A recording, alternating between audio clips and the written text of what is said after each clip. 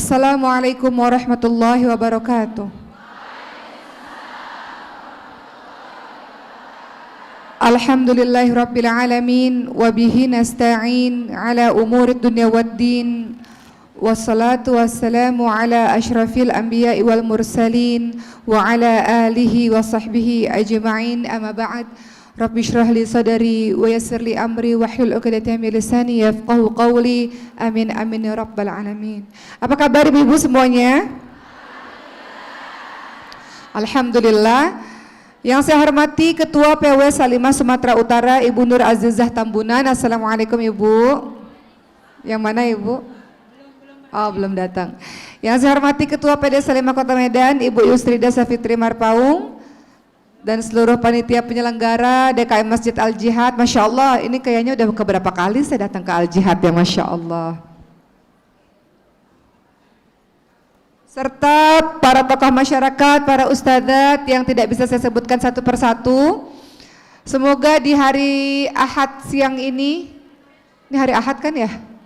Ya, semoga di hari Ahad ini semuanya dalam keadaan sehat, ngantuk-ngantuk sedikit tapi nggak apa-apa. Mudah-mudahan tetap semangat mendengarkan ceramah. Saya cerita sedikit, mohon izin Ibu sekalian, tadi pagi saya mendarat dari Jakarta ke Kota Medan dan tadi ada wisuda sekitar 35 lebih para penghafal Quran dari Pesantren Tahfidz Maskan Lufat cabang Medan. Jadi tadi pagi menghadiri dulu acara wisuda dan alhamdulillah hari ini bertemu bersama dengan teman-teman semuanya. Sehat ya? Hari ini kita bahas tema kita mengenai wanita antara anugerah dan fitnah. Masya Allah. Baik, langsung saja teman-teman sekalian. Di dalam surah Ali Imran ayat ke-14, Allah Subhanahu wa taala berfirman, A'udzu billahi minasyaitonir rajim. Zuina lin-nasi hubbus syahawati minan nisa' wal banin wal qanatiril muqantarah dan seterusnya. Allah Subhanahu wa taala ingatkan, dijadikan indah pada pandangan manusia kecintaan pada apa-apa yang diingini. Yang indah-indah itu disebutkan yang pertama adalah wanita-wanita. Kemudian anak-anak dan harta yang banyak. Ayat tersebut dilanjutkan dengan perincian mengenai harta. Ada emas, perak, kuda, binatang ternak, sawah, ladang dan sebagainya. Namun dalam surah Ali Imran ayat 14 dijadikan yang indah itu pertama kali disebut adalah wanita. Apakah wanita indah? Apanya yang indah dari wanita? Semuanya. Apanya? Suaranya indah? Jalannya indah? Gerak-geriknya? Bentuk tubuhnya? Senyumnya indah? Masya Allah. Ya, perempuan ini dikatakan sebagai sesuatu yang indah terlihat di mata manusia, ya, yang bisa memikat jiwa setiap yang melihatnya itu wanita, Masya Allah. Sehingga wanita ini disebut-sebut sebagai ujian terbesar, ujian terdahsyat bagi kaum laki-laki. Makanya dikatakan zunal linnasi hubbus syahawati minan nisa. Dan dalam hadis surat Bukhari Muslim disebut juga Rasulullah SAW ingatkan, aku tidak meninggalkan satu fitnah pun yang lebih membahayakan daripada laki-laki selain fitnah wanita. Kadang-kadang kita sering dengar kalimat yang mengatakan hati-hati, ujian adalah harta tahta wanita. Ujian harta kadang-kadang selamat, ujian tahta kadang-kadang selamat, ujian wanita kadang-kadang enggak selamat. Benar enggak seperti itu? Baik, sebentar ya Bu, saya mau buat live dulu.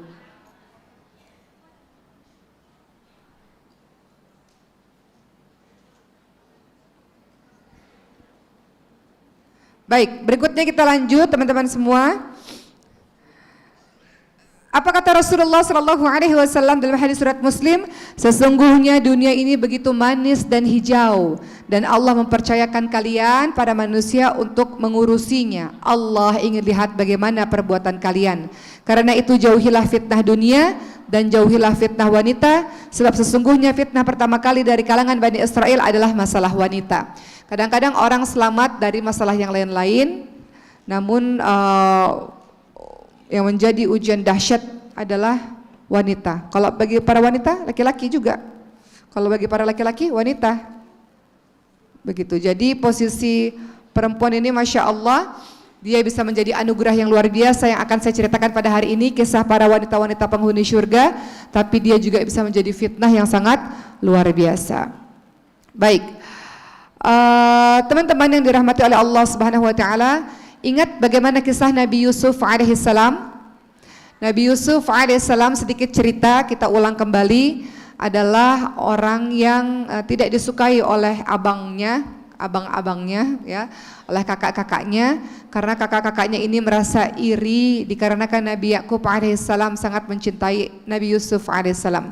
Singkat cerita, abang-abangnya Nabi Yusuf, kakak-kakaknya Nabi Yusuf alaihissalam melemparkan Nabi Yusuf alaihissalam ke dalam sebuah sumur, dan kemudian akhirnya ditemukan oleh seorang pedagang, seorang musafir, dan dijuallah Nabi Yusuf alaihissalam ke sebuah pasar di Mesir. Kemudian kisah ini dilanjutkan dengan Nabi Yusuf alaihissalam dibeli oleh seorang yang penting, seorang yang kaya raya, seorang menteri yang sangat berpengaruh di Mesir. Dan singkatnya, Nabi Yusuf alaihissalam berada dalam sebuah istana yang sangat megah, dan ada seorang istri dari menteri tersebut yang kemudian kita kenal dengan nama Zulaikha. Yang seiring berjalannya waktu, Nabi Yusuf alaihissalam semakin besar, semakin tumbuh dengan begitu tampan, dan Zulaikha setiap hari melihat Nabi Yusuf alaihissalam. Bagaimana Zulaikha tidak jatuh cinta kepada Nabi Yusuf alaihissalam? Maka diceritakan dalam satu kisah di dalam Al-Quran bagaimana Zulaikha berada dalam satu kamar dan berusaha untuk menggoda Nabi Yusuf alaihissalam. Apakah Nabi Yusuf alaihissalam menyukai Zulaikha, kawan-kawan sekalian? Suka nggak kira-kira sama Zulaikha? Seorang gadis terhormat, seorang gadis yang cantik, bukan gadis ya, seorang wanita yang cantik, terhormat, terpandang. Suka nggak kira-kira Nabi Yusuf alaihissalam kepada Zulaikha? Dan pada saat itu Nabi Yusuf alaihissalam adalah seorang pemuda yang memiliki gejolak, tentu saja yang namanya pemuda, dan jauh dari kampung halamannya. Mari kita lihat teman-teman semua dalam surah Yusuf ayat ke-24. Diceritakan kisah Nabi Yusuf alaihissalam dengan Zulaikha. Apa yang disampaikan oleh Allah Subhanahu wa taala dalam surah Yusuf ayat 24, Allah Subhanahu wa taala berfirman, A'udzu billahi minasyaitonir rajim. Laqad hammat bihi wa hamma biha laula an ra'a burhana rabbih kadzalika linasrifa anhu as-su'a wal fahsya innahu min ibadinal mukhlasin. Sesungguhnya wanita itu telah bermaksud melakukan perbuatan itu dengan Yusuf, dan Yusuf pun bermaksud melakukannya pula dengan wanita itu. Andai kata dia tidak melihat tanda-tanda dari Tuhannya, demikianlah agar kami memalingkan daripadanya kemungkaran dan kekejian. Sesungguhnya Yusuf itu termasuk hamba-hamba kami yang terpilih. Surah Yusuf ayat 24. Maka di sini kita bisa lihat seorang Zulaikha yang cantik, yang terpandang, yang terhormat, jatuh cinta kepada Nabi Yusuf alaihissalam, dan Nabi Yusuf alaihissalam pun memiliki ketertarikan. Namun Allah Subhanahu wa taala melindungi Nabi Yusuf alaihissalam terhadap godaan wanita yang dahsyat ini.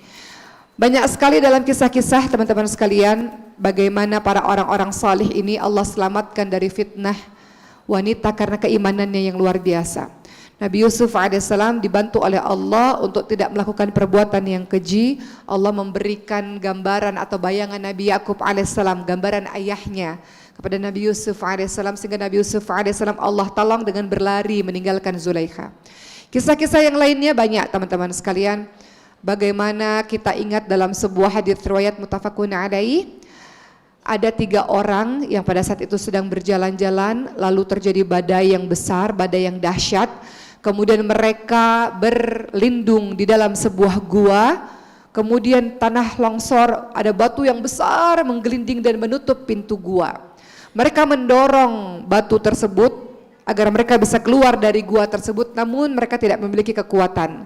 Maka mereka melakukan tawasul dengan wasilah amal soleh mereka agar Allah menyelamatkan mereka keluar dari gua tersebut. Orang pertama mengatakan, ya Allah, saya orang yang sangat berbakti kepada kedua orang tua saya berikan mereka makan, mereka minum, dan Allah nilai itu sebuah amal salih, maka Allah geser batu itu. Ternyata kalau kita berdoa, teman-teman sekalian, amal-amal salih kita ini bisa membantu doa kita dikabulkan oleh Allah Subhanahu wa taala. Orang kedua mengatakan, ya Allah, saya pernah mencintai seseorang dan ada kesempatan untuk saya bisa mendekatinya dan dia pun mencintai saya. Ada kesempatan kita sedang bersama, namun aku tinggalkan dia ya Allah dari godaan yang dahsyat ini karena aku mencintainya. Aku tinggalkan dia karenamu ya Allah. Dan Allah nilai ini sebuah ibadah yang sangat luar biasa teman-teman semua. Karena tidak mudah kita mencintai seseorang, ada kesempatan untuk bersama, lalu orang ini pergi meninggalkan pasangannya itu demi rasa takutnya kepada Allah Subhanahu wa taala. Allah nilai ini sebagai sebuah ibadah yang luar biasa. Maka Allah geser batu itu. Allah nilai ini sebuah perjuangan yang luar biasa untuk meninggalkan yang dicintainya demi Allah Subhanahu wa taala. Orang ketiga mengatakan, aku memberikan gaji kepada pegawaiku ya Allah. Singkatnya begitu. Akhirnya Allah selamatkan mereka. Jadi di sini kita bisa lihat tidak mudah teman-teman sekalian. Kadang-kadang ada satu masa di mana kita begitu berkeinginan dengan godaan-godaan yang begitu dahsyat, namun ternyata Masya Allah orang-orang yang berhasil meninggalkannya Allah bantu dengan sangat luar biasa. Cerita berikutnya teman-teman semua, saya akan banyak cerita-cerita pada hari ini bagaimana banyak sekali orang-orang yang akhirnya harus jatuh dikarenakan tidak bisa menahan godaan atau fitnah yang begitu dahsyat. Tadi saya katakan perempuan ini Masya Allah indahnya luar biasa. Kita minta kepada Allah Subhanahu wa taala perlindungan karena saking indahnya lah Allah suruh kita untuk menutup aurat kita dengan baik teman-teman semua.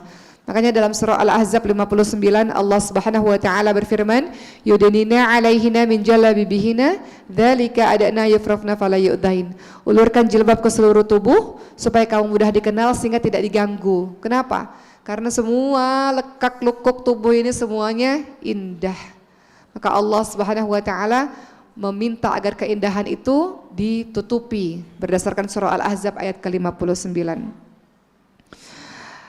Saya ingin satu cerita lagi teman-teman semua. Kata Rasulullah, dunia adalah perhiasan dan sebaik-baik perhiasan adalah wanita yang salihah.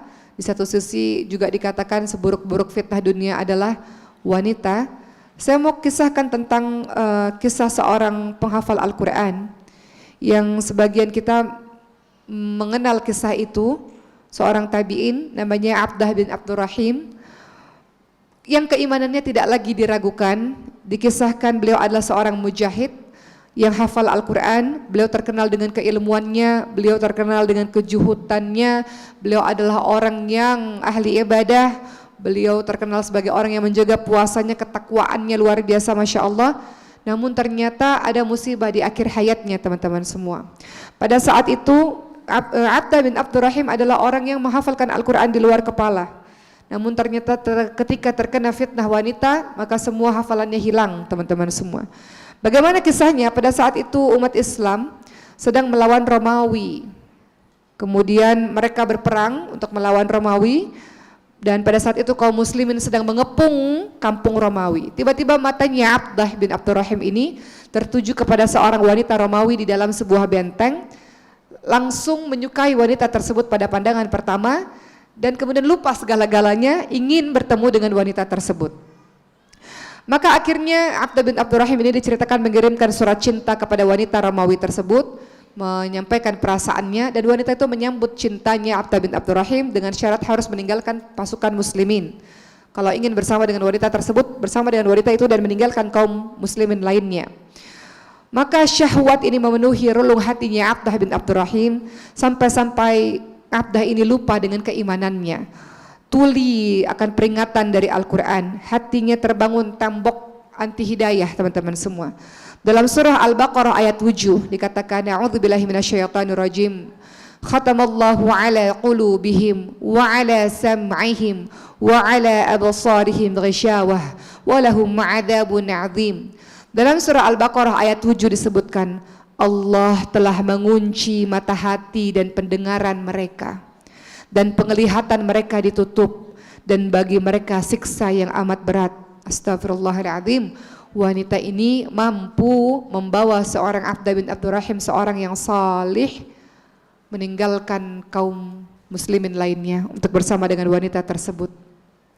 Kemudian beberapa tahun setelah itu tentu saja para sahabat-sahabatnya merasa kehilangan dengan Abdah, dan sampai suatu ketika mereka bertemu lagi dengan Abdah bin Abdurrahim, dan kemudian para sahabat itu bertanya, di manakah Al-Quranmu yang dulu ya Abdah? Engkau adalah seorang penghafal Quran, engkau orang yang salih, tapi karena seorang wanita engkau jadi seperti ini. Di mana hafalan Quranmu yang dulu? Maka Abdah bin Abdurrahim ini pun membaca, aku telah lupa semua isi Al-Quran kecuali 2 ayat saja, katanya, yaitu surah Al-Hijr ayat 2 dan 3. Kemudian Abdah membaca 2 ayat yang dihafalkannya itu, semuanya telah hilang. Kata Abdah, a'udzubillahi minasyaitonirrajim, rubama yawaddul ladzina kafaru law kanu muslimin. Orang-orang yang tak beriman itu seringkali nanti di hari akhirat menginginkan kiranya mereka dahulu di dunia menjadi orang-orang muslim. Kemudian Abdah melanjutkan lagi hafalannya yang tersisa dalam surah Al-Hijr ayat 3. Darhum ya'kulu wa yatamatta'u wa yulhihimul amal fasawfa ya'lamun. Biarkanlah mereka di dunia ini makan dan bersenang-senang dan dilalaikan oleh angan-angan yang kosong, maka kelak mereka akan mengetahui akibat perbuatan mereka. Jadi seolah-olah ayat ini menjadi pengingat bagi Abdah bin Abdurrahim sendiri, teman-teman semua.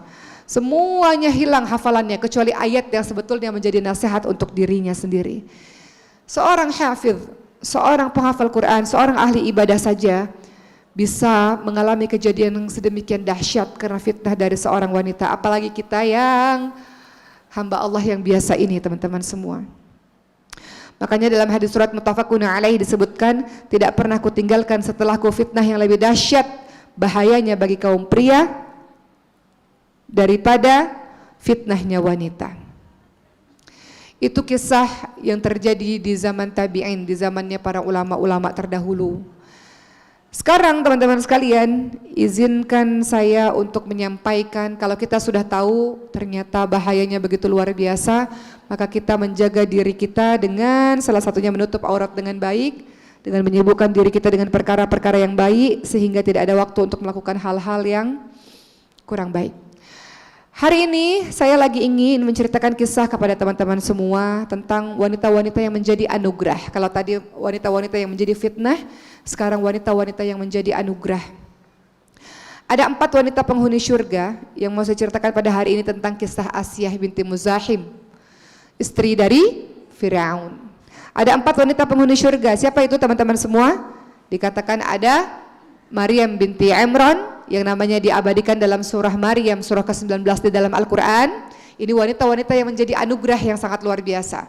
Siti Maryam digambarkan menjadi wanita yang terbaik di masanya. Siti Maryam digambarkan menjadi seorang wanita yang menjaga kehormatan kesucian dirinya, Masya Allah. Dikatakan sebagai wanita ahli ibadah, Siti Maryam. Wanita penghulu syurga berikutnya adalah Siti Khadijah binti Khuwailid radhiyallahu anha, cinta abadi dan cinta sejatinya Rasulullah SAW. Wanita ini sebagai anugerahnya Rasulullah dan anugerah bagi umat Islam. Wanita yang mendapatkan salam dari malaikat Jibril dan dari Allah Subhanahu wa taala, yang dikatakan malaikat Jibril bahwa Siti Khadijah radhiyallahu anha dibangunkan rumah di syurga oleh Allah Subhanahu wa taala, yang tidak ada kebisingan, tidak ada kesusahan lagi. Sayyidatina Khadijah yang menyerahkan seluruhnya jiwa, raga, hartanya demi perjuangan dakwah Islam. Wanita ini hadir di muka bumi ini sebagai anugerah yang sangat luar biasa. Kemudian ada Sayyidatina Fatimah binti Muhammad, anak dari Nabi Muhammad SAW, yang digelari sebagai Ummu Abiha. Ummu Abiha maknanya adalah beliau seperti ibu bagi ayahnya. Ketika Siti Khadijah meninggal dunia, maka Siti Fatimah membantu untuk mengurus sang ayah. Siti Fatimah terkenal sebagai orang yang pernah meminta kepada Rasulullah pertolongan karena mengerjakan pekerjaan rumah tangga yang begitu berat. Namun Rasulullah tidak memberikan asisten kepada Siti Fatimah, melainkan diajarkan untuk terus berzikir, subhanallah, walhamdulillah, wala ilaha illallah, Allahu akbar. Berzikir karena semua apa yang kau kerjakan di rumahmu bernilai pahala yang sangat banyak. Dan yang ingin saya ceritakan pada hari ini adalah kisah Asyah binti Muzahim, istri dari Firaun, yang kita kenal dengan kesabarannya. Boleh saya cerita tentang kisah Siti Asyah pada hari ini supaya kita belajar banyak hal dari kisah beliau, teman-teman semua. Teman-teman mungkin sudah tahu, hanya saja kita ulang kembali. Kisah tentang Siti Asyah ini banyak terdapat dalam surah Al-Qasas. Nanti saya akan ceritakan. Baik, ketika membahas kisah Asyah, tak akan pernah mungkin lepas dari kisah Nabi Musa alaihissalam. Betul? Siapa Nabi Musa alaihissalam? Nabi Musa ini kisah yang paling banyak dalam Al-Quran. Kisahnya Nabi Musa alaihissalam, teman-teman bisa lihat dalam surah Al-Baqarah, dalam surah Al-A'raf, dalam surah Taha, dan dalam surah Al-Qasas. kisah dari Nabi Musa alaihissalam, Nabi yang sangat mulia dari kalangan Bani Israel, Nabi yang bergelar kalimullah karena diajak bicara langsung oleh Allah Subhanahu wa taala. Siapa itu Bani Israel? Kalau membicarakan Siti Asia, wanita yang menjadi anugerah Masya Allah, tidak lepas dari Nabi Musa, karena Siti Asia adalah ibu angkatnya Nabi Musa alaihissalam. Nabi Musa ini dari kalangan Bani Israel. Siapakah Bani Israel itu, teman-teman sekalian? Bani Israel adalah sebutan bagi keturunan Nabi Yakub alaihissalam. Siapakah Nabi Yakub? Nabi Yakub adalah putra dari Nabi Ishak alaihissalam. Nabi Ibrahim punya dua anak, satunya Nabi Ishak alaihissalam, satunya Nabi Ismail alaihissalam. Nabi Ishak alaihissalam dari seorang ibu yaitu Siti Sarah. Nabi Ismail ibunya adalah Siti Hajar. Maka sekarang kita sedang bahas keturunannya Nabi Ishak alaihissalam. Nabi Yakub alaihissalam adalah putra dari Ishak alaihissalam, yaitu Ishak alaihissalam adalah putra Nabi Ibrahim alaihissalam. Nabi Yakub alaihissalam memiliki 12 orang putra dan mereka tinggal di Palestina, dan nanti pada akhirnya Bani Israel ini menjadi 12 suku berdasarkan keturunan 12 putranya Yakub alaihissalam. Nah, putra ke-11-nya Nabi Yakub alaihissalam namanya Yusuf alaihissalam. Nabi Yusuf, putra ke-11-nya Nabi Yakub yang tadi kita ceritakan tidak disukai oleh kakak-kakaknya. Akhirnya dilempar ke dalam sumur yang akhirnya diambil oleh musafir dan dijual ke Mesir. Kemudian di Mesir inilah Nabi Yusuf alaihissalam menjadi tangan kanannya raja. Kemudian pada suatu ketika, saya ceritakan sangat cepat dan singkat ibu-ibu sekalian, di suatu ketika di Palestina dan sekitarnya terjadi pancaklik yang sangat dahsyat sehingga seluruh keluarganya Nabi Yusuf alaihissalam berangkat ke Mesir bertemu dengan Nabi Yusuf alaihissalam. Itulah asal muasal Bani Israel, keturunannya Nabi Yakub alaihissalam akhirnya banyak beranak pinak di Mesir. Masuklah kisahnya Firaun dan kisahnya Siti Asia. Di Mesir teman-teman sekalian ada bangsa Kipti, bangsa asli Mesir, dan juga bangsa Bani Israel yang tadi hijrah menuju ke Mesir. Nah, inilah mulai cerita tentang Asia di dalamnya. Di Mesir ada raja yang biasa disebut dengan nama Firaun. Firaun bermimpi bahwa ada orang dari kalangan Bani Israel menggulingkan kerajaannya. Makanya Firaun memerintahkan kepada seluruh pengawal untuk membunuh bayi laki-laki di masa itu. Termasuk pada saat itu para pengawal hendak membunuh bayi Musa alaihissalam. Makanya ibundanya Nabi Musa alaihissalam meletakkan Musa alaihissalam ke dalam sebuah peti dan dihanyutkan ke sungai. Yang kemudian peti itu ditemukan oleh Siti Asia. Nah, kisah ini kemudian bermulai. Teman-teman lihat dalam surah Al-Qasas ayat keempat. A'udzubillahi minasyaitonirrajim. Inna fir'auna 'ala fil ardi wa ja'ala ahlaha syi'an yastad'ifu ta'ifatan minhum yudhabbihu abna'ahum wa yastahyi nisa'ahum innahu kana minal mufsidin. Sesungguhnya Fir'aun telah berbuat sewenang-wenang di muka bumi ini dan menjadikan penduduk-penduduk berpecah belah dengan menindas segolongan mereka, menyembelih anak laki-laki mereka dan membiarkan hidup anak perempuan-perempuan mereka. Sesungguhnya Fir'aun termasuk orang yang berbuat kerusakan. Surah Al-Qasas menceritakan kisah ini teman-teman semua. Singkat cerita pada saat itu maka peti yang hanyut itu ditemukan oleh Asia dan kemudian Asia memohon kepada Fir'aun agar anak ini bisa diadopsi, bisa diambil, bisa dijaga. Awalnya Fir'aun tidak mau, tapi Fir'aun sangat mencintai Asia. Oleh karena itu Fir'aun menyetujui agar bayi Musa alaihissalam diasuh oleh mereka. Ada yang bertanya, kok bisa sih Asia yang salihah bisa menikah dengan Fir'aun? Bukankah yang baik-baik untuk yang baik-baik, yang buruk untuk yang buruk? Kok bisa sih? Bagaimana kisahnya? Kok Asia bisa menikah dengan Fir'aun, teman-teman semua? Kita kembali kepada kisah Asia terlebih dahulu. Fir'aun pada saat itu ditinggal mati oleh istri yang dicintainya. Beliau merasa kesepian dan beliau ingin menikah lagi dan jatuh cinta kepada Asia. Namun Asia tentu saja tidak menginginkan Fir'aun menjadi suaminya. Maka Fir'aun menculik orang tua dari Siti Asia dan kemudian disiksa oleh Fir'aun dan Fir'aun berjanji akan membebaskan orang tuanya Asiyah kalau Asiyah ingin menikah dengan Fir'aun. Itu asal muasal kenapa akhirnya Asiyah menikah dengan Fir'aun, disebabkan orang tuanya dari Siti Asiyah ini disiksa oleh Fir'aun dan bisa dilepaskan kalau Asiyah menikah dengan Fir'aun. Itu singkatnya. Dan Fir'aun sangat mencintai Asiyah. Kalau tidak mencintai Asiyah, tidak mungkin Fir'aun mengizinkan bayi Musa untuk tinggal di istana mereka. Betul teman-teman semua? Jadi di sini kita bisa lihat Asiyah, Masya Allah, seorang wanita yang salihah, seorang wanita yang baik, seorang wanita yang luar biasa. Bahkan Fir'aun saja bertekuk lutut dengan Asiyah. Keinginannya Asiyah dipenuhi oleh Fir'aun. Saya sedang cerita tentang Asiyah, seorang wanita yang membawa anugerah luar biasa. Tanpa adanya Asiyah, tidak ada kisah Nabi Musa alaihissalam hidup di istananya Fir'aun. Betul nggak ibu-ibu sekalian? Tanpa adanya Asiyah, tidak akan ada kisah Nabi Musa alaihissalam mengetahui seluk-beluk Fir'aun, seluk-beluk istana dan berhasil mengalahkan Fir'aun suatu hari nanti. Jadi semua ada hikmahnya. Harus Asiyah yang menjadi istri Fir'aun agar kisah ini berlanjut dengan Nabi Musa alaihissalam mengalahkan Fir'aun. Kemudian singkatnya teman-teman semua, pada saat itu Siti Asiyah merawat Nabi Musa alaihissalam dan Siti Asiyah mencari siapa yang bisa menyusui bayi Musa. Di seluruh penjuru dicari siapa ibu yang bisa menyusui Nabi Musa. Tidak ada seorang pun yang Nabi Musa mau menyusu kepadanya selain ibu kandungnya sendiri. Jadi bayi ini dikembalikan lagi kepada ibu kandungnya tanpa disadari oleh Siti Asiyah dan Fir'aun bahwa itu ibu kandungnya. Ibu kandungnya pada akhirnya bisa menyusui bayi Musa alaihissalam. Dan singkatnya pada akhirnya teman-teman semua, cerita ini berlanjut dengan Nabi Musa alaihissalam pada akhirnya bisa mengalahkan Fir'aun.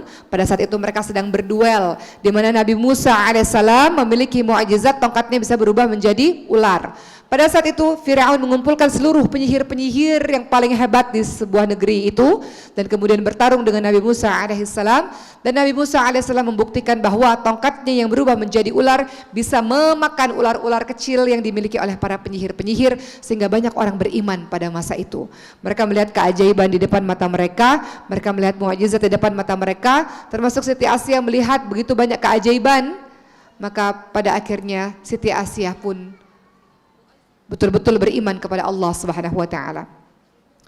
Dan singkatnya akhir dari cerita ini adalah tentu saja Fir'aun tahu, kemudian Fir'aun merasa sangat marah dan Fir'aun memberikan pilihan kepada Asiyah, seorang wanita yang kuat, yang sabar, yang tegar, yang kokoh pada pendiriannya ini, tetap bersikeras bahwa Tuhannya adalah Allah Subhanahu wa taala. Fir'aun pun menyiksa Asiyah dan Asiyah tersenyum ketika mendapatkan penyiksaan dari Fir'aun. Kenapa Asiyah tersenyum? Karena Allah Subhanahu wa taala memperlihatkan rumah di surga untuk Asiyah. Hal ini diceritakan dalam surah At-Tahrim ayat 11, di mana Siti Asiyah berdoa kepada Allah Subhanahu wa taala. Doanya adalah Rabbi binili 'indaka baitan fil jannah wa najjini min fir'auna wa 'amalihi wa najjini minal qaumidz zalimin. Siti Asiyah berdoa kepada Allah Subhanahu wa taala ketika mendapatkan penyiksaan yang begitu dahsyat, yang doanya diabadikan dalam surah At-Tahrim ayat 11.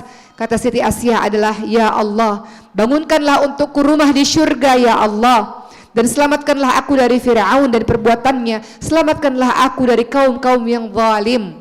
Maka Fir'aun mengira Siti Asiyah setelah menjadi gila karena disiksa justru tersenyum, dan Allah Subhanahu wa taala mencabut nyawa dari Siti Asiyah sebelum merasakan sakit yang dahsyat akibat penyiksaan dari Fir'aun. Apa yang kita bisa ambil dari kisah ini teman-teman semua? Keutamaan Siti Asiyah yang sangat luar biasa. Wanita, kita bisa memilih mau menjadi anugerah atau mau menjadi fitnah. Mau menjadi anugerah seperti 4 penghulu wanita yang luar biasa, Siti Khadijah, Siti Maryam, Siti Fatimah dan Asiyah binti Muzahim yang saya jelaskan pada hari ini. Wanita-wanita yang teguh dalam pendiriannya, wanita-wanita yang tidak akan pernah terjadi apa-apa dalam hidupnya karena terus bersama dengan Allah Subhanahu wa taala. Mari kita lihat apa keutamaan dari seorang Siti Asiyah, teman-teman sekalian. Yang cerita ini teman-teman sudah tahu, tapi kita ingin lebih detail lagi untuk mengetahui siapa sosok beliau sebenarnya. Keutamaan Siti Asiyah banyak teman-teman semua. Beliau doanya dicatat oleh Allah Subhanahu wa taala di dalam Al-Qur'an dalam surah At-Tahrim ayat 11 tadi. Beliau kokoh dalam pendiriannya, beliau teguh dalam keyakinannya, dalam prinsipnya, walaupun hidup dalam lingkungan yang tidak kondusif untuk dia beragama, untuk beliau menuju kepada Allah Subhanahu wa taala. Kadang-kadang dalam kehidupan kita begitu, teman-teman semua. Kadang-kadang kita ingin menuju kepada Allah tapi sulit. Sebagian dari kita lingkungan tidak mendukung, sebagian dari kita lingkungan tidak mendukung, keluarga tidak mendukung untuk menuju kepada kehidupan yang lebih baik. Tapi kita lihat bagaimana Siti Asia tetap berpegang teguh kepada prinsip yang diyakininya, terhadap keyakinannya, dan terus berdoa kepada Allah Subhanahu wa taala dengan meminta kepada Allah rumah di surga. Dan Allah kabulkan itu. Siti Asia, Masya Allah teman-teman semua, termasuk wanita yang sempurna. Dikatakan tadi 4 wanita penghulu surga, termasuk salah satunya adalah nama beliau. Beliau adalah termasuk wanita sempurna dan penduduk surga yang utama, selain Siti Maryam, Siti Fatimah dan Siti Khadijah. Beliau termasuk wanita yang mulia bagi seluruh alam, adalah Siti Asia. Kemudian teman-teman semua, beliau mengajarkan kita teguh dan sabar dalam keimanan. Teman-teman yang dirahmati oleh Allah Subhanahu wa taala, sabar itu ada 3. Sabar dalam menjalankan ketaatan, sabar untuk menjadi orang salih, sabar untuk menjadi orang istiqamah itu tidak mudah. Kata siapa tiap hari baca Quran itu mudah? Enggak mudah, perlu namanya kesabaran. Betul enggak teman-teman semua? Kata siapa qiyamul lail itu mudah? Enggak mudah, perlu namanya kesabaran untuk kita bisa berdiri, ruku, sujud dengan penuh kesabaran. Kata siapa ibadah-ibadah ngaji begini enggak perlu kesabaran? Perlu kesabaran, kadang-kadang kita malas, kadang-kadang kita ngantuk, kadang-kadang kita enggak istiqamah. Hari ini datang, minggu depan enggak datang, minggu depannya lagi enggak datang, terus datang lagi. Perlu kesabaran. Jadi sabar dalam ketaatan. Siti Asia mengajarkan pada kita sabar dalam ketaatan. Ingat, sabar ada 3. Sabar dalam ketaatan, sabar dalam menjauhi kemaksiatan, dan sabar dalam menjalankan ujian-ujian dari Allah Subhanahu wa taala. Siti Asia mengajarkan pada kita sabar dalam ketaatan. Kata siapa jadi orang baik itu mudah teman-teman semua. Kadang-kadang yuwaswisu fi sudurinas minal jinnati wan nas, ada was-was dari syaitan, dari golongan jin dan manusia, membisikkan kita untuk tidak berada di jalan ketaatan. Iblis ketika diusir dari oleh Allah Subhanahu wa taala dari surga, iblis mengatakan, aku akan goda manusia. Tsumma la'atiyannahum min baini aydihim wa min khalfihim wa an aymanihim wa an syama'ilihim. Aku akan goda manusia, ya Allah, aku janji, dari depan, dari belakang, dari kanan, dari kiri, dari seluruh penjuru. Kalau nggak bisa dari cara yang ini, aku goda dari cara yang ini. Nggak bisa dari cara yang ini, dari cara yang ini. Seluruh penjuru akan aku goda mereka, ya Allah. Walaupun nanti di hari akhir syaitan akan berkata, aku berlepas darimu, aku hanya ngajak kok, kan engkau sendiri yang memutuskan mau mengikuti atau enggak. Jadi jangan salahkan aku, kata syaitan.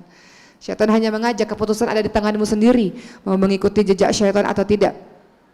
Tapi kita lihat Siti Asia mengajarkan pada kita teguh dan sabar dalam keimanan. Kata siapa jadi orang baik itu tidak tidak mudah ya teman-teman sekalian ya. Jadi orang baik itu tidak mudah. Perlu yang namanya perjuangan, perlu yang namanya istiqamah. Makanya Rasulullah SAW setiap hari selalu berdoa doa istiqamah. Ya muqallibal qulub tsabbit qalbi ala dinik, ya muqallibal qulub tsabbit qalbi ala taatik. Doa istiqamah terus menerus.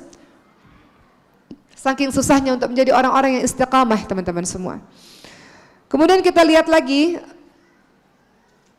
Siti Asia adalah keutamaannya orang yang pertama kali beriman dari kalangan wanita di zamannya Fir'aun, termasuk yang pertama beriman. Dan beliau adalah ibu angkat dari Nabi Musa alaihissalam.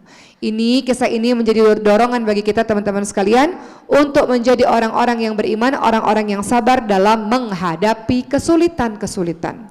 Saya mau masuk kisah kehidupan kita yang sekarang teman-teman semua. Jangan sampai kita ketika sudah diberikan hidayah oleh Allah Subhanahu wa taala, diberikan iman, nikmat Islam, kemudian menjadi tidak teguh, lari daripada Allah. Allah tidak tinggalkan kita, kita yang tinggalkan Allah. Allah tidak pernah tinggalkan kita, kita yang meninggalkan Allah Subhanahu wa taala. Kadang-kadang kita diberikan ujian silih berganti dalam kehidupan kita, lalu kemudian kita katakan, mata nasrullah, kapan datang pertolonganmu ya Allah? Engkau lihat tidak ya Allah apa yang sedang menimpaku ya Allah? Kenapa engkau berbuat begini kepadaku ya Allah? Belum selesai satu masalah, dikasih lagi masalah berikutnya ya Allah. Engkau di mana ya Allah? Engkau lihat tidak apa yang terjadi kepadaku ya Allah? Siti Asia mengajarkan pada kita kehidupannya yang sulit tapi tetap teguh. Kata Allah dalam surah Al-Baqarah 186 kalau saya nggak salah. Wa idza sa'alaka 'ibadi anni fa inni qarib ujibu da'watad da'i idza da'an falyastajibu li wal yu'minu bi la'allahum yarsyudun. Kalau ada yang bertanya, aku ini di mana? Katakan, aku ini dekat. Aku sangat-sangat dekat. Aku mengabulkan permohonan hamba-hambaku ketika dia berdoa kepadaku, asalkan dia beriman kepadaku dan asalkan dia memenuhi perintahku. Jadi Allah Subhanahu wa taala sendiri yang menjanjikan. Kalau ada yang tanya, Allah engkau di mana ya Allah? Aku sedih ya Allah, aku sakit ya Allah, aku susah ya Allah, engkau di mana ya Allah? Kata Allah, kalau ada yang tanya aku di mana, aku dekat, sangat dekat. Aku nggak kemana-mana, kamu yang lari daripada aku tidak pernah lari daripadamu. Aku sangat dekat, aku mendengarkan semua rintihanmu, aku mendengarkan semua doa-doamu, asalkan engkau memenuhi perintahku, asalkan engkau beriman kepadaku. Maka Allah Subhanahu wa taala selalu bersama dengan kita, teman-teman semua. Kalau kita ingin menjadikan diri kita ini sebagai anugerah, tentu caranya adalah punya kedekatan kepada Allah Subhanahu wa taala. Kalau tidak ingin diri kita menjadi fitnah, tentu syaratnya adalah memiliki kedekatan kepada Allah Subhanahu wa taala. Memiliki kedekatan kepada Allah Subhanahu wa taala, kata para ulama apa? Memiliki kedekatan kepada Allah, Allah akan selesaikan semua urusanmu. Dalam sebuah hadis dikatakan, kalau ada seorang hamba yang mengerjakan amalan-amalan sunnah setelah wajib, tentunya sunnah ini melengkapi atau menambal yang kurang-kurang dari wajib-wajib kita, maka Allah akan jadikan penglihatan kita ini penglihatan dari Allah Subhanahu wa taala. Allah jadikan lisannya ini lisan dari Allah Subhanahu wa taala. Allah akan jadikan langkah kakinya langkah kaki dari Allah Subhanahu wa taala. Semua atas petunjuk Allah Subhanahu wa taala. Kalau engkau mengerjakan amalan-amalan sunnah setelah wajib, mengerjakan amalan-amalan sunnah. Jadi, teman-teman semua, sekarang bagi kita periksa amalan-amalan kita. Apa yang sudah kita lakukan sejauh ini? Beberapa waktu yang lalu saya mau cerita sedikit tentang kisah hidup saya, ibu-ibu sekalian, supaya dekat dengan kisah keseharian. Seperti yang sebagian teman-teman tahu, Allah Subhanahu wa taala anugerahkan sebuah cerita yang luar biasa dalam kehidupan saya ketika haji kemarin ini, di mana ibu saya mengalami serangan jantung di kota Mekah setelah selesai melakukan ibadah haji. Beliau berhenti nafas selama 5 menit, tidak ada nafas, badannya sudah dingin, sedingin es. Ibu-ibu kalau pernah pegang jenazah dingin kan? Sedingin es dan warna kulit yang sudah pucat. Dibawa ke rumah sakit, alhamdulillah 5 menit jarak dari hotel ke rumah sakit karena rumah sakitnya ada di bawah hotel, alhamdulillah. Dan dilakukan CPR. Ketika dokter-dokter mengatakan kalau sudah CPR biasanya susah. Ibu tahu CPR yang ditekan-tekan dadanya? Biasanya kalau orang sudah tidak ada nafasnya kemudian CPR itu susah untuk kembali lagi. Ibu saya dadanya retak bu, karena kan ditekan-tekan luar biasa. Gak apa-apa dada retak asalkan nafas kembali lagi, kata dokter seperti itu. Kemudian pada akhirnya ibu saya 11 hari dirawat di rumah sakit dengan keadaan koma, dengan ventilator dan alat-alat yang sangat banyak. Dan saya katakan sampai kapan seperti ini ya dokter? Dokter pun tidak bisa menjawab apa-apa. Beliau hanya mengatakan ini kasus yang begitu berat, tapi kamu punya Masjidil Haram di depan sana, kamu punya Ka'bah, kamu punya Allah. Mereka memberitahu saya 3 hal bu, dari semua ibadah-ibadah. Para dokter-dokter itu yang ada di rumah sakit memberitahu saya 3 hal. Pertama Quran, jangan tinggalkan Quran. Ketika ibu saya di ICU, ibu saya terpejam dan setiap kali saya baca Quran, beliau menangis bu, menetes air matanya. Ketika ibu saya sudah mulai sadar, di hari kesekian berada di ICU dan beliau mulai berontak, biasanya orang di ICU itu berontak bu. Makanya mereka diikat, kakinya diikat, tangannya diikat, ketika badannya sudah bengkak-bengkak, mereka diikat biasanya karena berontak. Ketika setiap kali saya baca Quran asyifa, Quran menjadi penenang baginya. Akhirnya beliau tenang. Kemudian para orang di rumah sakit mengatakan selain Quran, kedua adalah Qiyamul Lail. Jangan pernah meninggalkan Qiyamul Lail. Allah Subhanahu wa taala turun ke langit dunia, kata Rasulullah sallallahu alaihi wasallam, di sepertiga malam terakhir. Siapapun yang berdoa, Allah akan kabulkan. Siapapun yang minta, Allah akan berikan. Siapapun yang minta ampun, Allah akan ampuni dia. Jadi jangan pernah tinggalkan di sepertiga malam terakhir. Bahkan kalaupun di malam hari kita ngantuk, kita terkaget-kaget, bangun kan kadang-kadang kita kaget kan bu, tetap baca, tetap zikir la ilaha illallah wahdahu la syarikalah lahul mulku wa lahul hamdu wa huwa ala kulli syai'in qadir, atau la ilaha illallah wahdahu la syarikalah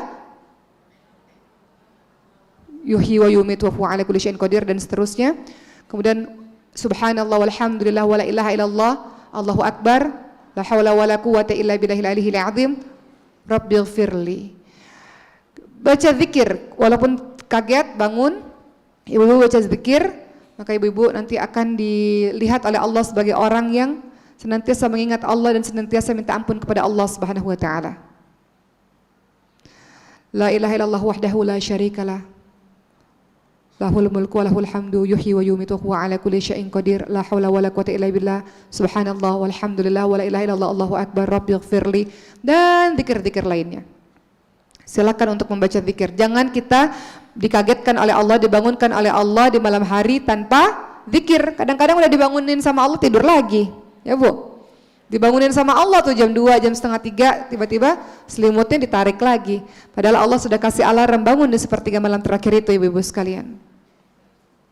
Bahkan mungkin 5 menit sebelum sholat subuh, 2 rakaat sholat, nggak ada masalah. Yang penting kita menghidupkan malam.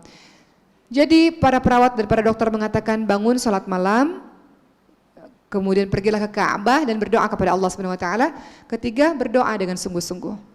Berdoa itu pun ada adab-adabnya. Berdoa dengan sungguh-sungguh itu ada adab-adabnya. Berdoa supaya doamu dikabulkan oleh Allah Subhanahu wa taala ada adab-adabnya. Apa adab-adab dari doa? Adab-adab dari doa tentu saja salah satunya adalah engkau puja-puji nama-nama baik Allah, engkau bersalawat kepada Rasulullah sallallahu alaihi wasallam, engkau berdoa dengan suara yang lirih, berdoa dengan harapan dan yakin Allah akan mengabulkan doa-doamu. Kemudian tidak boleh berdoa dengan mengatakan ya Allah andai engkau izinkan ya Allah. Gak ada yang bisa paksa Allah. Gak perlu kita mengatakan andai engkau berkenan ya Allah. Gak perlu, minta aja apa yang kita inginkan. Semua teman-teman, semua dokter mengatakan berat kondisinya. Semua keluarga besar mengatakan oke, ikhlas, oke, memang mungkin sudah terbaik, memang ibu sudah selesai haji, insya Allah haji yang mabrur. Siapkan mental, siapkan hati. Namun saya minta kepada Allah, ya Allah, ishfi anta syafi, ya Allah, sembuhkan ya Allah, engkau maha penyembuh ya Allah. Berdoa, saya tidak mengatakan ya Allah andai engkau berkenan, nggak perlu kita pakai andai engkau berkenan, kalau engkau mau, nggak perlu ya teman-teman semua. Nggak perlu kita berdoa dengan kalimat-kalimat seperti itu karena nggak ada yang bisa paksa Allah. Kita minta apapun yang kita inginkan kepada Allah Subhanahu wa taala. Termasuk jangan pernah berdoa dengan mengatakan aku sudah berdoa tapi engkau tidak kabulkan ya Allah. Itu kata Rasulullah doa orang yang terburu-buru dalam berdoa. Allah nggak suka orang yang terburu-buru dalam berdoa. Berdoa dengan khusyuk, berdoa dengan penuh harapan kepada Allah Subhanahu wa taala. Maka Masya Allah terjadi keajaiban yang sangat luar biasa. Yang harusnya ibu saya melakukan operasi pembolongan leher karena sudah 11 hari pakai ventilator, nggak mungkin dilanjutkan, harus dengan pembolongan leher atau tracheostomi. Tiba-tiba kalau Allah berkehendak tidak ada seorang pun yang bisa menghalau Allah Subhanahu wa taala. Ibu saya alhamdulillah hari ini ibu saya sudah di rumah saya di Jakarta dalam keadaan yang baik, alhamdulillah. Dan semua orang mengatakan ini seperti mukjizat. Bagaimana mungkin ada orang yang sudah berhenti nafasnya, sudah di CPR, ya, dadanya sudah ditekan-tekan, kembali lagi nafas itu ibu-ibu sekalian. Maka saya mau kasih tahu bahwa dari sekian banyak ibadah yang kita bisa lakukan. Namun ternyata Quran tidak boleh ditinggalkan dalam kehidupan kita sehari-hari. Setiap hari usahakan dirimu terus bersama Quran, anak-anakmu, mbak-mbak yang ada di rumahmu, semua anggota keluarga di rumahmu ada waktu bersama dengan Al-Quran. Selalu harus bersama dengan Al-Quran. Kalau kita ingin menjadi wanita sebagai anugerah seperti judul kita, anugerah bagi keluarga kita, anugerah bagi anak-anak kita, anugerah bagi suami kita, kita mulai dari diri kita sendiri terlebih dahulu, yaitu punya koneksi yang kuat dengan Al-Quran. Bagaimana mungkin ada seorang muslim yang santai-santai saja tidak baca Quran dalam setiap harinya, ibu-ibu sekalian.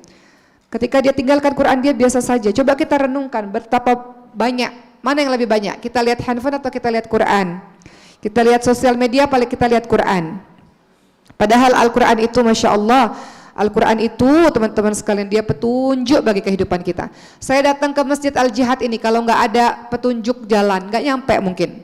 Begitu pula dalam kehidupan kita, harus ada petunjuk dalam kehidupan kita. Mau jadi wanita sebagai anugerah untuk pasangan, untuk keluarga, untuk masyarakat, mustahil tanpa Al-Quran. Dalam surah Al-Baqarah 185 Allah Subhanahu wa taala berfirman, A'udzu billahi minasyaitonir rajim, Syahrul Ramadan alladzi unzila fihi al-Qur'anu hudal lin-nasi wa bayyinatin minal huda wal furqan. Beberapa hari yang ditentukan di bulan suci Ramadan, bulan yang di dalamnya diturunkan permulaan Al-Qur'an, di mana Al-Qur'an sebagai petunjuk bagi umat manusia dan penjelasan mengenai petunjuk itu pembeda antara yang hak dan yang batil. Gak mungkin, mustahil kita ini bisa selamat tanpa Al-Quran. Al-Quran pun tidak hanya sekedar dibaca, tapi Al-Quran juga ditadabur, dipahami artinya. Oleh karenanya umat Islam harus belajar bahasa Arab. Nasihat buat saya juga. Kita sholat pakai bahasa Arab, kita doa pakai bahasa Arab, Al-Quran pakai bahasa Arab, bahasa syurga adalah bahasa Arab. Jadi setelah Quran atau berbarengan dengan Quran, ada dalam kehidupan kita 24 jam ini, dalam 1 minggu ini ada waktu yang diluangkan untuk Quran dan bahasa Arab. Karena untuk dekat dengan Quran tidak hanya sekedar baca, tapi juga tadabur, tapi juga dihafalkan, juga diajarkan, juga diamalkan. Itu 5 langkah kita dekat dengan Al-Quran. Jadi untuk teman-teman semua, ternyata PR kita ini banyak ya. Mau jadi wanita sebagai anugerah mustahil tanpa ilmu, mustahil tanpa Al-Quran. Al-Quran sebagai petunjuk bagi kehidupan kita. Begitu pula teman-teman lihat dalam surah Al-Isra ayat 9 disebutkan lagi bahwa Al-Quran adalah petunjuk. Mustahil engkau bisa hidup tanpa Al-Quran. Engkau tinggalkan Al-Quran dalam sehari, mustahil teman-teman sekalian. Dalam surah Al-Isra ayat ke-9 Allah Subhanahu wa taala berfirman, A'udzubillahi minasyaitonirrajim. Inna hadzal Qur'ana yahdi lillati hiya Inna hadzal Qur'ana yahdi lillati hiya aqwamu wa yubashshirul mu'minina alladhina ya'maluna as-salihati anna lahum ajran kabira. Dalam surah Al-Isra ayat 9 disebutkan, sesungguhnya Al-Quran memberikan petunjuk kepada jalan yang lebih lurus dan memberikan kabar gembira bagi orang-orang mukmin yang mengerjakan amal salih bahwa mereka ada pahala yang besar. Al-Quran tidak hanya petunjuk, tapi dia asyifa, dia adalah obat bagi kita teman-teman semua. Obat untuk hati kita yang gundah gulana, obat untuk fisik kita yang sakit, obat untuk sihir, dari berbagai macam jenis sihir. Kadang-kadang ada orang dengki, ada orang hasad dengan kita, ada orang yang kirim-kirim sihir dengan kita, atau ada orang yang ain kepada kita, maka obatnya adalah dengan Al-Quran. Dalam surah Al-Isra ayat 82 dikatakan, A'udzubillahi minasyaitonirrajim wa nunazzilu minal Qur'ani ma huwa syifaa'u wa rahmah lil mu'minin wa la yazidu dhalimina illa khasara. Dan kami turunkan Al-Quran untuk menjadi obat dan rahmat bagi orang-orang yang beriman dan tidaklah menambah kepada orang-orang yang zalim selain kerugian. Jadi kalau tidak ingin menjadikan diri kita sebagai fitnah dunia, kalau ingin jadikan diri kita sebagai anugerah, maka kita bisa mengikuti 4 wanita yang salihah tadi. Kita bisa mengikuti kehebatan, kesabaran, ketangguhan dari Siti Asia. Dan jangan pernah tinggalkan Al-Quran dalam kehidupan kita sehari-hari. Jangan pernah meninggalkan Qiyamul Lail dalam kehidupan kita. Qiyamul Lail dilakukan setiap hari, setiap saat. Bahkan teman-teman lagi haid sekalipun, teman-teman bangun, walaupun hanya beberapa menit, untuk sekedar berzikir kepada Allah Subhanahu wa taala, untuk sekedar beristighfar kepada Allah Subhanahu wa taala. Dan kemudian berdoa. Doa adalah senjatanya umat Islam. Kita berdoa kepada Allah Subhanahu wa taala agar Allah bantu kita untuk tetap istiqamah sampai akhir insyaallah. Ada doa istiqamah yang lainnya, Rabbana la tuzigh qulubana ba'da idh hadaitana wa hab lana min ladunka rahmah innaka antal wahhab. Kita minta kepada Allah Subhanahu wa taala untuk tidak mengembalikan kita kepada kehidupan yang dulu yang penuh dengan dosa, kebodohan, kemaksiatan, setelah Allah berikan petunjuk kepada kita insyaallah. Bisa teman-teman sekalian? Baik, alhamdulillah, sekian, terima kasih dari saya. Mudah-mudahan mulai malam ini tidak ada lagi yang meninggalkan Al-Quran dalam setiap harinya, tidak ada lagi yang meninggalkan Qiyamul Lail. Insyaallah, walaupun cuma 5 menit, 10 menit, nggak apa-apa. 10 menit sebelum adzan subuh nggak apa-apa. Dapat 2 rakaat, alhamdulillah. Atau dapat zikir, alhamdulillah. Setelah itu salat qobliyah subuh, salat subuh, masya Allah. Tunggu syuruk, masya Allah. Teman-teman mendapatkan dunia dan seisinya insya Allah. Dan juga senantiasa berdoa. Setiap perkataan kita ini penuh dengan doa-doa insya Allah. Dengan begitu Allah jadikan kita wanita yang penuh dengan kebaikan-kebaikan untuk sekitarnya. Baik, terima kasih. Alhamdulillah teman-teman sekalian. Saya sudahi ceramah saya. Semoga bisa berjumpa kembali. Uhibbukum fillah. Saya mencintai ibu semuanya karena Allah. Insya Allah, mohon doakan untuk ibu saya ya Bu, masih proses pemulihan setelah dari ICU, dan semoga semua yang sakit di antara kita disembuhkan oleh Allah Subhanahu wa taala. Semoga bahagia selalu. Kita beristighfar 3 kali. Astaghfirullahaladzim, astaghfirullahaladzim, astaghfirullahaladzim. Dan doa penutup majelis, subhanakallahumma wa bihamdika asyhadu an la ilaha illa anta astaghfiruka wa atubu ilaik. Amin amin ya rabbal alamin. Sore ini saya masih ada ceramah ya Bu. Mohon ibu-ibu yang berfoto ditahan dulu. Assalamualaikum warahmatullahi wabarakatuh. Sebentar Ustaz.